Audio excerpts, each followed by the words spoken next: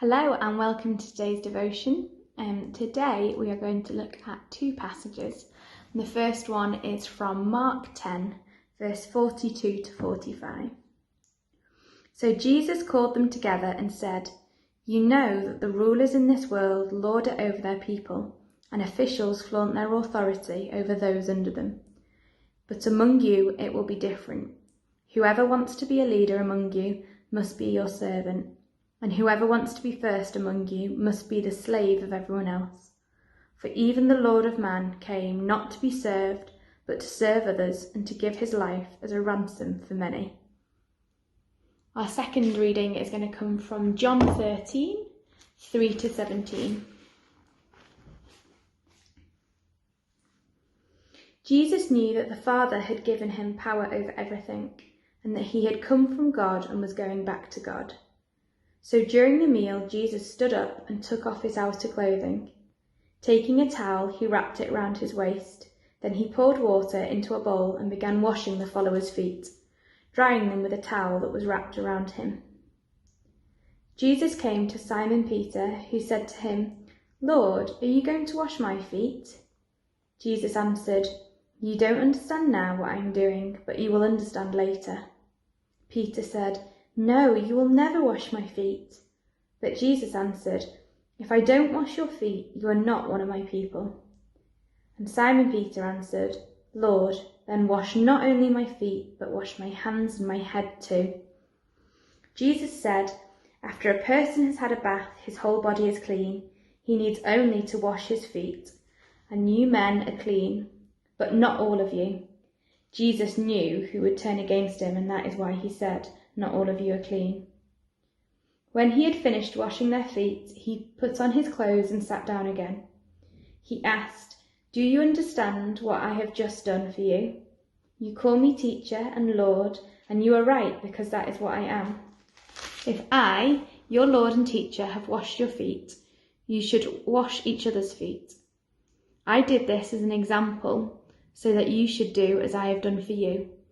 I tell you the truth, a servant is not greater than his master. A messenger is not greater than the one who sent him.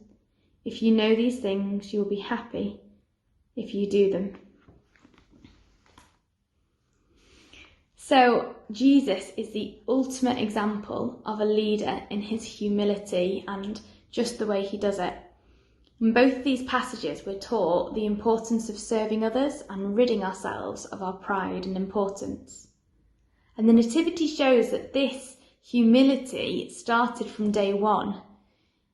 Jesus, the Son of God, the most important human to ever walk on earth, was born in a barn. His bed was a manger. And we often accept this and almost come desensitised to it after years of singing Away in the Manger and hearing the Nativity.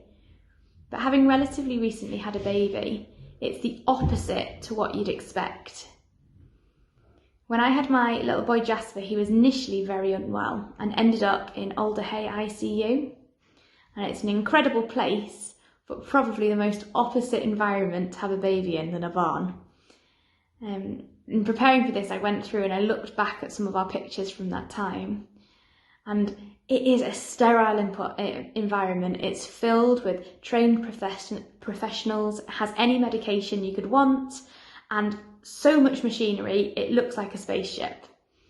And I'm so thankful that we had access to this, but it did make me think of Mary and Jesus' experience. As a teenage mum having a baby in a cold, dark, dirty barn and wrapping up this precious bundle and then laying them in a manger, which is just a place where animals eat from. This is not the birth environment that you'd expect for a king or the Son of God. Yet, from the minute that Jesus was born, he started to break stereotypes and change how we think. And he showed us that humility from day one. I find it incredible that by God's grace, I am just unconditionally loved. Now, I don't worship a God that makes me earn this love, but instead, he loves me no matter what. And so I've been really challenged today to try and serve like he served, but to be humble in doing so, not to do it for recognition and not to do it because of how it makes me feel, but just to take away my pride and serve how he did. And by doing so, I don't do it to earn God's love. You can never earn God's love. But because his love is so overwhelming that it's amazing to please him. And I love to do that. And so my thing is to serve him and to get rid of my pride and just serve him in whichever way he wants me to. So I challenge you guys to be really servant-hearted this Christmas, but also to be really humble and to make sure you don't put yourself above others, just like Jesus did. I'm just going to pray. Dear Lord, I thank you for your unconditional love. Jesus, I thank you that when you came to earth, you were so humble and you gave us the perfect example of a serving heart. So please help us to humbly serve and not think of ourselves as better than others, but to be willing to do the right thing to please you rather than the admiration of our peers.